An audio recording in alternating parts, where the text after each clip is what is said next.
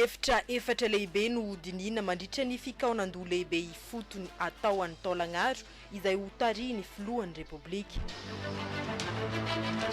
Ny alatsinainy ho avy izao, vaovao faritra ny isan'ny mpiadina isam-paritany sy isan-tsokajy ho an'ny fanadinana bakalorea. Hisy ny adina ara-panatanjahantena ho an'ny ity taona 2024 ity.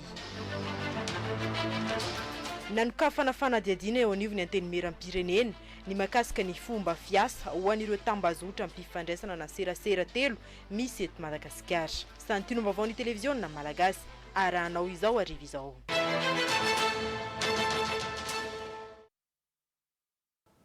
Akory aletsika jiaby tonga sondray ato anatin'ny fampahalambavao ny televiziona malagasy amin'ity matinal ity mikaiky antsika anaraka izany hatramin'ny farany. Ny tapany voalohany ny fampahalambavao mandidina ny raharam-pirenena no anomboantsika izany. Ny faraka amby folo sy ny faharoa amby folo ny volana jona izao dia isy ny fikaonan-doha lehibe ifotony hanatanterana ireo vina fampandrosoana ho an'ny faritra Atsimonosy izay ho tanterana any taolagnaro. Ny filohan'ny Repoblika Andry Rajoelina moa no hitarika izany fikaonan-doha izany ary ministera maromaro no andray anjara ao anatiny. Eo ihany koa ireo tompon'andraikitra sy mpandraharaha eny fotony. Tojo fanomezana sy Andry Rajoelina. Ny fampandrosoana ara-tsosialy toy ny foto-dravitra sara-pahasalamana, ny fampianarana ary ny fampiroboroboana ny vehivavy sy ny tanora, ny asa fanajariana toy ny lalana, herinaratra sy ny vahaolana mahakasika ny famatsian-drano, ny famongorana ny kere amin'ny alalan'ny fahaleovan'ny tena ara-tsakafo, ny fiarian'ny vahoaka ary ny fampiroboroboana ny fambolena sy ny fiompiana ary farany ny fandriam-pahalemana. Ireo ny lohahevitra efatra hodinihana mandritra ny fikaonan-doha lehibe ifotony fanatanteran'ireo asa sy vina fampandrosoana ho an'ny faritra atsimon'i Madagasikara dia Androsy Anosy. Ministera maro no andray anjara amin'izy io, ka anisan'izany ny ministeran'ny fanabeazam-pirenena. Latsaka tanteraka mantsy ny anotontanisa rehetra ao anatin'ny tontolon'ny fanabeazana amin'ny distrika 7 ao anatin'ny faritra Androsy Anosy izay. Ohatra amin'izany, ny 50 isanjaton'ny mponina 3 taona ao amin'ny faritra Androy dia mbola tsy nandeha tany an-tsekoly mihitsy. 5 isanjato kosa izany ho an'ny faritra Anosy. 4 isanjato ny tahan'ny mpampianatra manana traikefa sy fahaiza-manao ao anatin'ireo faritra roa ireo ihany. Izany rehetra izany no hijerena vahaolana sy hitondrana paikady ao anatin'ity fikaonan-doha ity. Iangarana manokana ary hojerevana manokana na hoe anaovana discrimination positive zany ireo distrika 7 amin'ireo faritra roa Androy sy Anosy izay itodiana zany ankehitriny. Ka fantatritsika fa voalohany amin'ny lahara-pahamehana ny fanabeazana ary indrindrandrindra fa io ny kitro ifaharany fampandrosoana ka rariny sy hitsiny raha hijery manokana izany ny fitondram-panjakana amin'ny fametrahana foto-drafitr'asa amin'ny fanaovana recrutement betsaka noho ny amin'ny faritra hafa ary indrindrandrindra fanomezana cantine scolaire hatraty amin'ny préscolaire ka hatrany amin'ny lycée mba hitazomana maharitra an'ireo zanatsika amin'ireny faritra reny ao anatin'izany rafi-pampianarana izany. Ankoatr'izay, isy ihany koa ny paikady vaovao entin'ny ministeran'ny fanabeazam-pirenena amin'ireo faritra roa ireo izay miompana amin'ny hoe école idéale ka tanjona amin'izany ny isian'ny sekoly tsara tantana. Fanisany lohahevitra hodinina ihany koa mandritra izay fikaonan-doha atao an'ny taolagnaro izay ny makasika ny fampiroboroboana ny indostria any amin'ny faritra Atsimo iny. Anisan'ny fanontaniana ovaliana mandritra izay roa andro izay ny hoe inona no anjara asany sehatra tsy miankina amin'ny fampandrosoana maritra ny faritra Androy sy Anosy. Tojo fanomezana sy Andry Rajoelina hatrany. Ho averina petraka sy atsangana indray ireo indostria nahafantarana ny faritra Androy sy Anosy. Anisan'izany ny orinasa goavana nanodina ny voanjo ho lasa menaka tao Androy ary afaka nanondrana izany tany ivelany. Ankoatr'io anefa, isy indostria afa-tsangana ihany koa ka arakaraka ny vokatra misy amin'ireo distrika tsirairay no anaovana izany. Ny ministeran'ny indostria sy ny varotra ary ny asa tanana no hitondra ny tetikasa ary ho ampahafantarina sy hiadiana hevitra mandritra ny roa andro anaovana ny fikaonan-doha ao Taolagnaro izany. Tafiditra ao anatin'izany ny ODOF na ny indostria manakaiky distrika iny efa fantatsika fa hoapetraka any amin'ny distrikta 7 misy any amin'ny faritra anankiroa. Manarak'izay ny parc industriel ihany koa ho apetraka zany satria efa misy pôle de développement eritreretina fa amin'ny miainga avy any amin'ny fambatrosoana avy any fotony moa ny ahitantsika an'izay a hoe aiza no misy ohatra ny fambolena goavana dia manakaiky an'izay ny indostria manodina ny vokatra. Zay zany no fomba fijery vaovao a ahafahantsika mampandroso haingana sy maharitra tokoa ny faritra atsimo. Ao anatin'izay zany ny amoahantsika hoe inona ary zany le schéma de développement tena hoe ho atomboka tsy misy atakandro a hampandrosoana ny sehatry ny indostria, hampandrosoana ny sehatry ny varotra ihany koa. Isy ny fionana iarahan'ny ministeran'ny fambolena sy ny fiompiana Ranjono sy ny ministeran'ny indostria sy ny varotra sy ny asa tanana amin'ireo mpandraharaha rehetra. Eo ihany koa ireo kooperativa sy mpanao asa tanana avy amin'ireo faritra roa dia androsy hanosy ireo. Izay ny tsara ho fantatra mahakasika n'ilay colloque na ny fikaonandoha ifotony izay atao any Taolagnaro fa mampiatrano ilay fionam-beny ireo kompania mpitaterana nabakabaka sy ireo seranam-piaramanidina maro aty Afrika na Aviadev Afrika 2024 i Madagasikara amin'ny alalan'ny Ravinala Airport nisokatra Androany izany ary farana ny faraka amin'ny folo ny volana Jona izao no ny krizy ara-pahasalamana dia nampitaindafitra ity fionana ity miorariniana sy fanirandriamanina no hitatitra an'izay. Efa vonina amin'ny fandraisana sidina iraisam-pirenena ny eto amin'ny seranana vaovao eto Ivato, miandry ny fisokafan'ny sistany sisa. Ity fionam-beany ireo kompania mpitaterana sy ireo seranam-piaramanidina ity no vao maiky anokatra lalana vaovao ho amin'ny tontolon'ny fizahantany sy ny fitaterana nabakabaka ho an'ny Madagasikara izay mpampiatrano ny hetsika Aviadev 2021. Indrasana amin'izao Aviadev 2021 izao ny mety iroborobony zany ny zotra vaovao sy fiaraha-miasa amin'ny kompania mpitaterana ary indrindra koa ny fampisehoana manirana ny firenena izay mandray anjara ao anatin'izao Aviadev izao ny mety tombontsoa ananantsika ireo ato rehetra mampiavaka antsika zany eo amin'ny lafiny fizahantany. Roapolo ireo firenena mandray anjara amin'ny Aviadev 2021, efapolo ireo kompania mpitaterana aty Afrika. Ny kompania mpitaterana nabakabaka izay tena vomafy ihany koa tamin'ny valanaretina Covid-19. En tant que destination touristique, Madagascar a également souffert de la crise sanitaire qui sévit depuis maintenant plus d'une année. Et le secteur aérien n'a pas été épargné. Na izany aza, miezaka ny gouvernement hoy ny ministry ny fitaterana sy ny fizahantany mametraka paikady amelomana indray io sehatry ny fitaterana nabakabaka sy ny fizahantany io ary efa mivonina dia n'izao amin'ny fiverenana ireo mpizahantany. Ny fizahantany raha teo anisan'ny fanohitra lehibe ho an'ny fampandrosoana eto Madagasikara.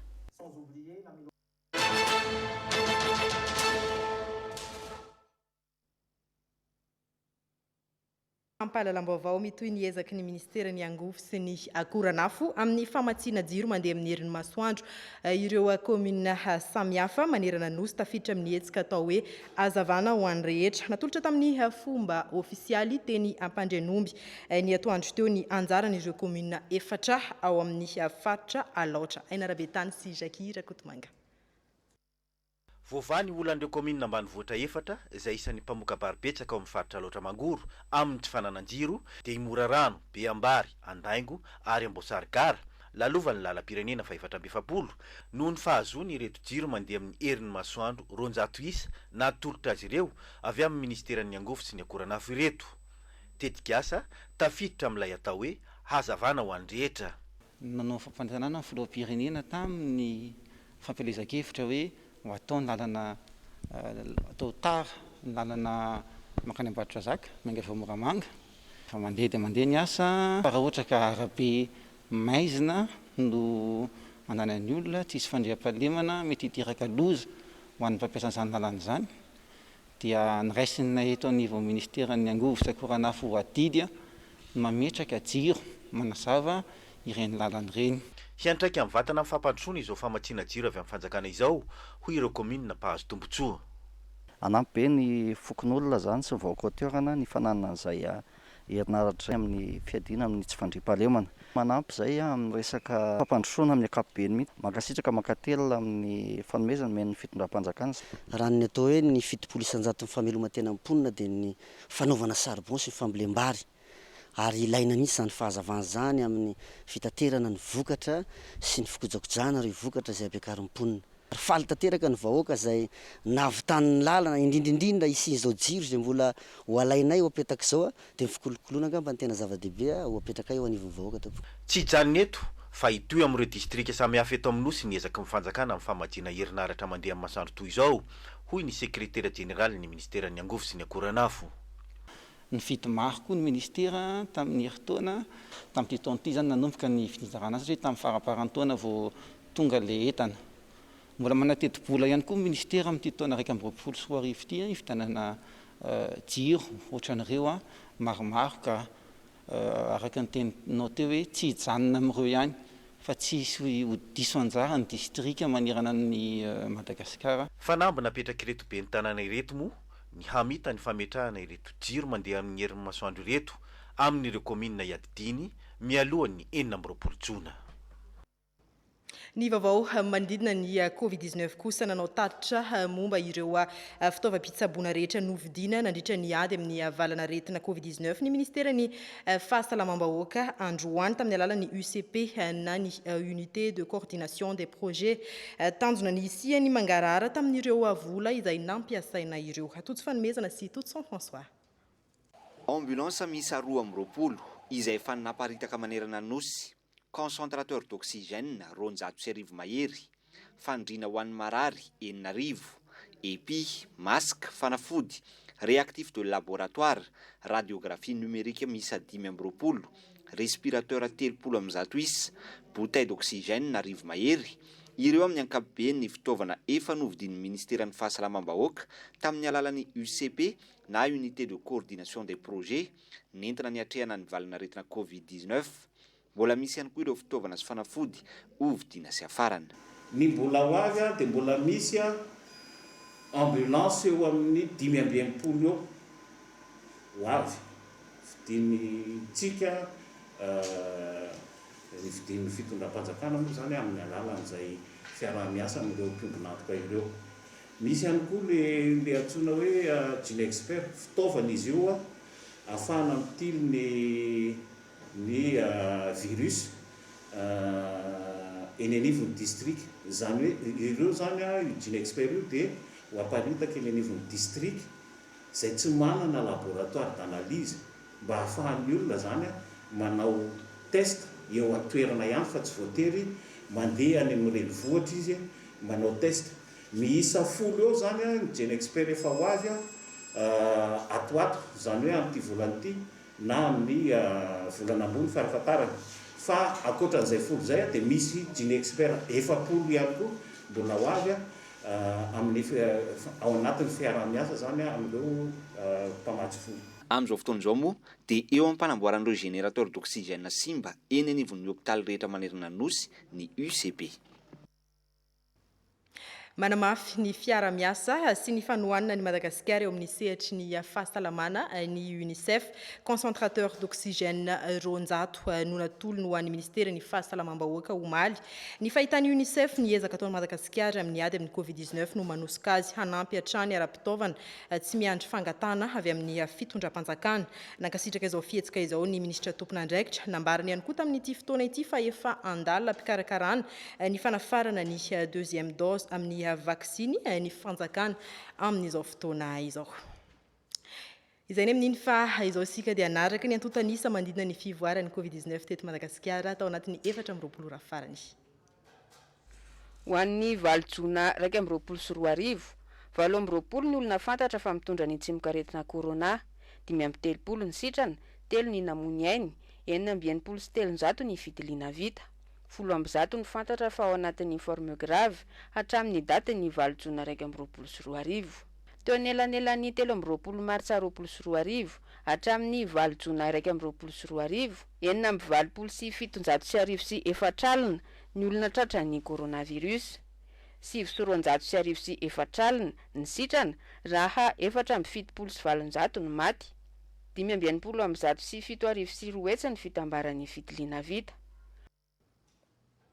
Ivadika amin'ny tontolo ny fampianarana isika nahitana fitomboana 12 isanjato nisan'ireo ampiadina baccalauréat 1.4 raha ny ohatra tamin'ny taondasa ny 6 aogositra no anomboka ny fanadinana isy ny adina ara-panatanjahantena rehefa voafaritra ny lamina hanatanterana izany hoy ny tompon'andraikitra avy amin'ny ministera rotonta misana ity fanadinana ity tsy tohaina rakotoary vonjy aorian'ny fahatongavan'ny tatitra amin'ny antsipriany sy ny antota taratasy mirakitra izany avy amin'ny fohy be partany ny office du baccalauréat raha 9,734 lasy etsy ny mpiadina baccalauréat 20 dia tafakatra 3,704 lasy etsy tamin'ity taona raiky 20 ity nahitana fitombona 7,704 io no manome ny taham-pitombona 2,5 hisy ny fandrindrana isa-paritra ho fanatanterahana ny adina fanatanjahantena amin'ity baccalauréat 20 ity.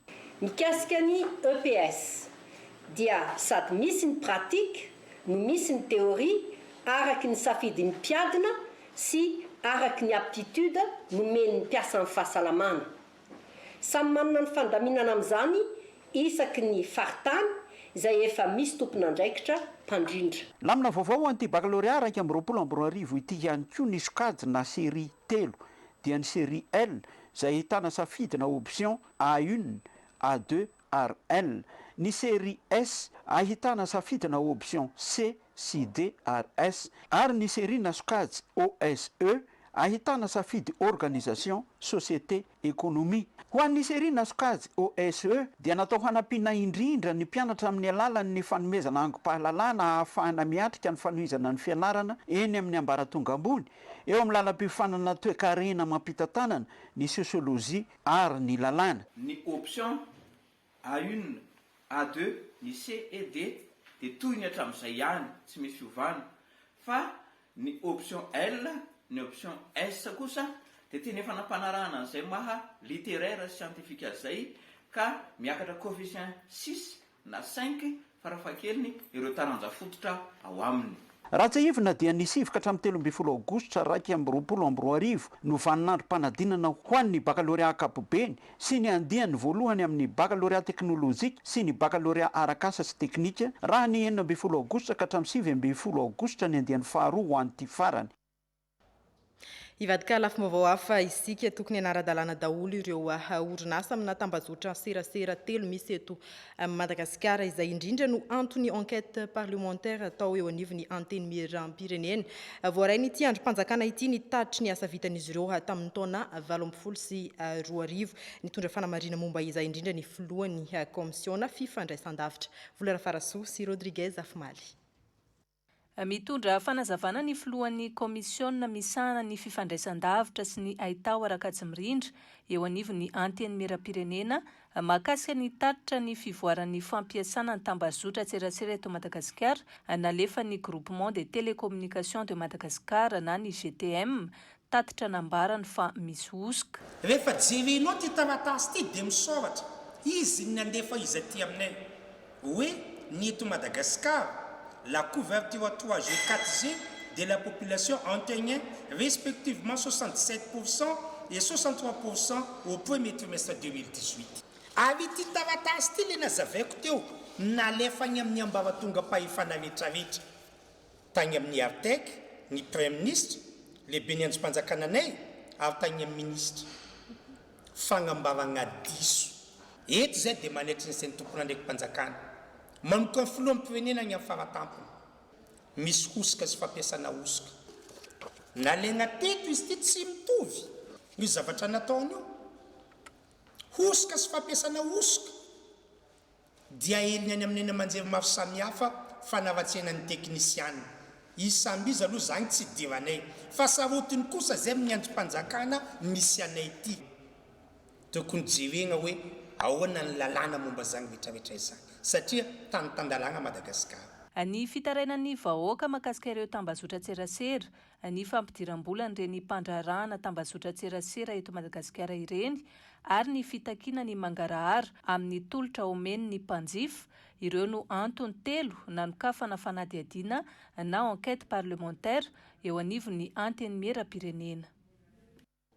olona 2 no tena namoiny ainy fa tsy 7 araky ny vaovao miely mahakasika ilay fanafian-dahalo ny tanàna ny Benoniko district ny Midongy Atsimo tamin'ny 17 ny volana May 2022 teo hoy ny solombavam-bahoaka voafidy tany an-toerana raha nanatitra fanampiana ho an'ireo trabona ireo. Bertrand Ranevmanana sy Aja Azafimpiasa. Sokobany commune mpifanolo-bodorindrina amin'ny Benoniko Lavaraty samy ao amin'ny distrika ny Midongy Atsimo ny sedra ny mafy nandritra ny fanafian-dahalo ny 13 May lasa teo. Zavatra nitranga aloha zany dia ny fanafiana tamin'ny lahady maraina tokony tamin'ny 3 dia tamin'ny 7 zany zareo zay vao rava dia rava moa ny tanàna ny Benonika zay ny zavatra nitranga tany dia ny olona mazany nandositra aty amin'ny commune Sokobany aty ny ankamaroan'ireo olona reo. Efa tonga any an-toerana amin'izao fotoana izao ireo mpitandro ny filaminana manatevin-daharana mitondra fandriampahalemana sy ny vokatra tsara mandry tanàna ny rehetra. Ngombo moa zany amin'izao dia efa maromaro tratry raha tamin'ity zavatra nitranga tany Benonika aty zany dia misy eo amin'ny ngombo 70 zany eo Sokobany dia miantso koa moa zany namana be ny tanàna any amin'ny commune Maripaika efa misy ombo tratry koa any fa mihoatra ny 10 eo ny any amin'ny distrikany Akora koa eo amin'ny 20 ny fisian'ireo maramila reo dia efa mihena zany satria efa besabesaka ihany efa tratra dia efa mihena zany ny asan-dahalo dia efa mba afaka mamboly ny olona afaka mba miopy fa lehibe moa anay koa zao efa matora amin'ny alina efa tsy mitaitaina satria mbola ao ireo tafika reo amin'izao. Hetahetan'ny mponina any amin'ny commune Sokobany Lavaraty ny ipetrahana ireo mpitandro filaminana maharitra mila ny toana araka izany amin'ny fizerena ireo mpitandro filaminana ireo fa indrindra ny mahaolona. Eo amin'izay resaka fifanampiana izay manampy ny mpiarabelona amin'ny ady amin'ny Covid-19 ny orinasa OFAM ka nanolotra fanafody ho an'ny hopitaly lehibe 2 eto Antananarivo. Norsora-Andriamanana sy Fenora-Andriamalala no hitatitra an'izay.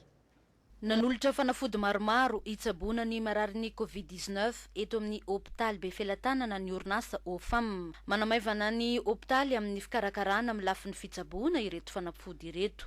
Kagravo no tena sinan'izy io. Misy any fanaovana prévention le izy rehefa avy eo dia izay ny antony io fanafody io mba tsy isin'izay olana izay eo amin'ny fony sy any amin'ny lalan-drano rehetrarehetra sy any amin'ny afikaviny ihany zany. Avy eto be felatanana dia nahazo ny anjarany ihany koa ny hopitaly HGRA. Vita foana io na dia vitsy aza marary afaka mety misitraka azy dia efa zava-dehibe ireo afaka manampy an'izay olona voaray an-tanana eto amin'ny hopitaly. Tsy hijanona hatreto ny fanampiana fa hiezaka hanome ireo tompom-pitsaboana hafa ny orinasa. Fa ao anatin'ny fanomanana ny fety-pirenena fotoana mahasarika ireo ray aman-dreny hividy kilalaon'ny zanany ny vanim-potoana akaiky ny fety ny 19 Jona toy izao indrindra fa ny tsipopoaka sy ny jiro manjelatra na ny laser izany mirona amin'ny fivarotana izany avokoa ireo tsena maro eto andrenivohitra amin'izao fotoana izao araka ity fanadidiny Aina Rabetany sy Jakira Kotomanga ity. Ny kilalao jiro manjelanjelatra sy ny tsipopoka ary ny arendrina no tena saika mameno ny tsena sy misarika ny mpanjifa maro amin'izao akatoky ny fetiny 19 Jona izao. Manodidina ny 2 arivo hatramin'ny 5 alina ny salambidiny. Karazana entana tian'olona amin'izao zany le lazera, jirojiro mirehatra ireny, peratra, bracelet, ny arendrina sinoa. Ny lazera zany misy hatramin'ny 10 000 francs ka hatramin'ny 250 000 francs. Dia ohatr'izay koa ny petara misy 15 000 francs hatramin'ny 40 000 francs. Tsy vitsy ihany koa ireo mpaka-entana amidy any amin'ny faritany. Zao manko zany fotoana tena filalaovanay aky satria voray volana aky zany zao volana juin zao dia tena mahazo vana zany le resaka kilalao.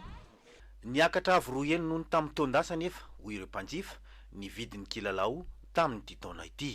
Satria le vidiana 10 tamin'ny herintaona zao lasa vidiana ariary zato. Petara kely kilalao kely apoky reny dia balôma koa ohatr'izay. Zavatra kely 50 000 fotsiny vidiana isan-karazany balôma, petara kely ray zao paquet kely zao vidiko teo 720 arivo. Le kely madinika kely reny mihitsiny. Zay aloha ohatra mba hoe iry zareo zany dia mba miezaka kely fotsiny ny teny.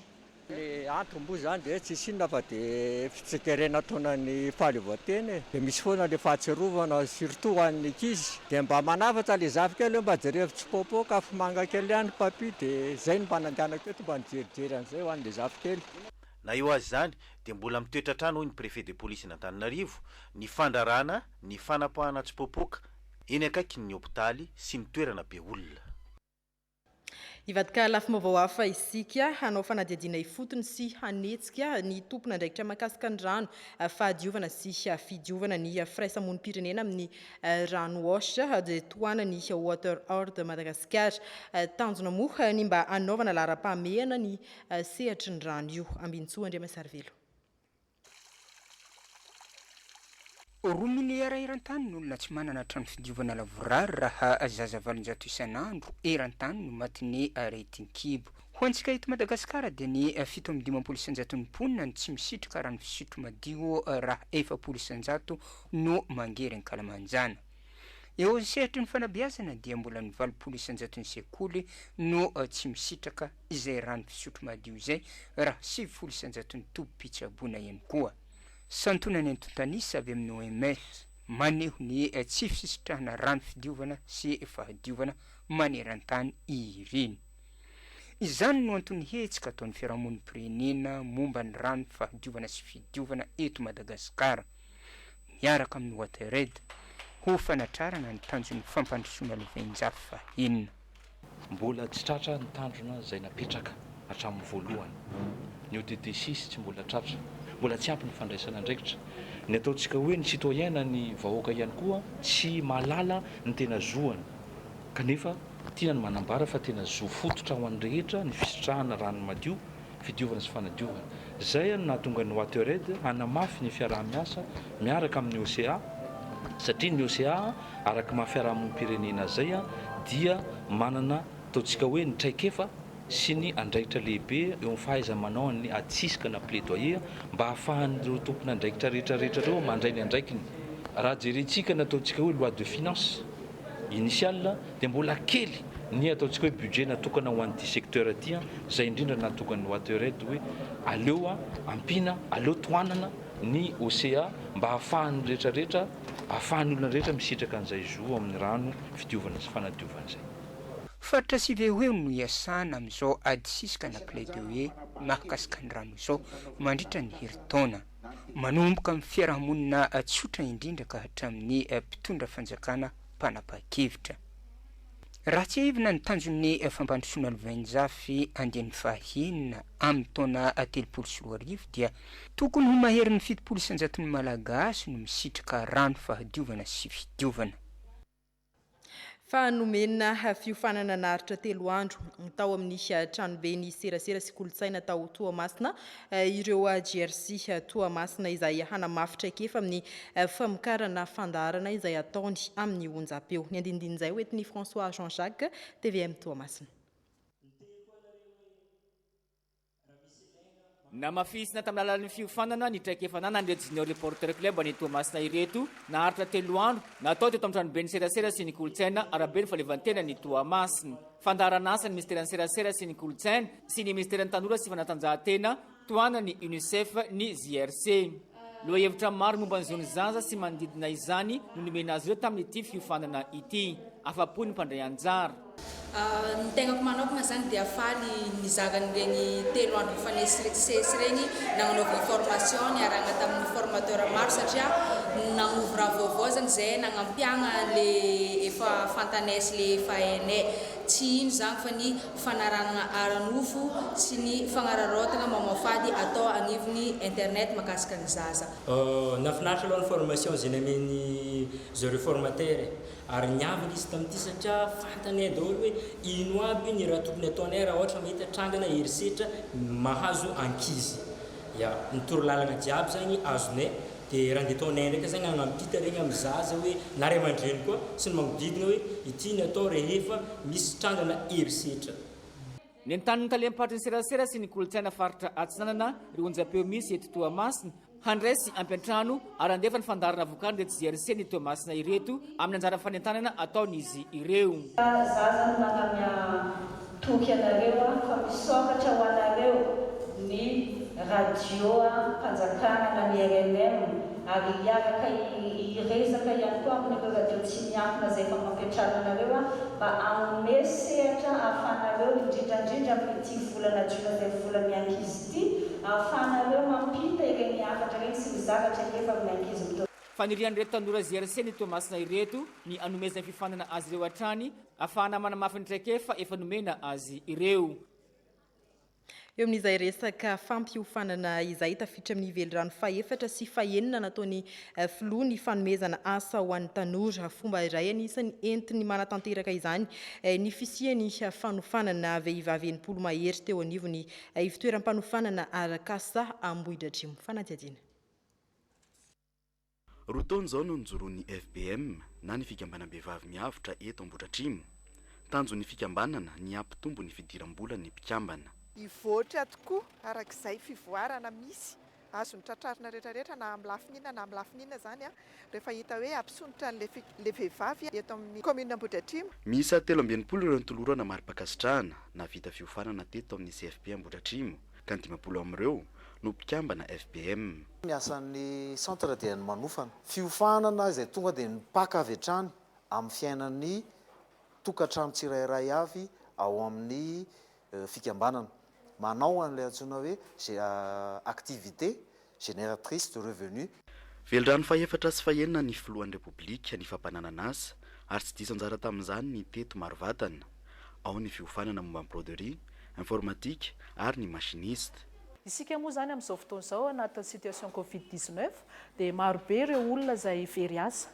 Dia ireo olona very asa ireo omena fampiofanana foezaka dia mba afaka miditra amin'ny sehatra ny asa. Izay zany no anisan'ny ataon'ny centre de formation professionnelle eto Ambohidratrimo mijery ireo olona sahirana ihany koa manome fanofanana mba ahafahan'izy ireo miasa rehefa avy eo dia mahazo vola mamelona ny ankohonany. Ho fanohizana ny fanofanana ireo olona sahirana dia nitolorana lela vola 10,000 ariary ny ben'ny tanàna ho fampitaovana akoatry ny fiofanana foezaka entina hitadiavana asa sy ny fampidiram-bola dia manofana mpianatra izay azahoana diplôma ihany koa ny CFP Ambohidratrimo. Eo amin'ny maresaka samihafa avy any ivelany kosa any Brésil ina ny isiany 3e vague amin'ny valanaretina Covid-19 any an-toerana na dia tsy misy fiakarana aza ny taham-pahafatesana tamin'ny tapaky ny volana May 2020 sy 2021.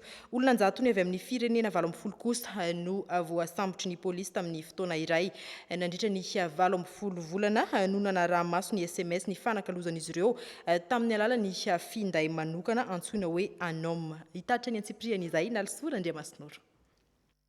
Mety hahatratra dimetsy ny fitambaran'ny olona matin'ny coronavirus eto Brésil amin'ny farany ity volana ity. Amin'izao fotoana izao, mihoatra ny 17 tapitrisa ny olona mitondra ny tsimikaretina.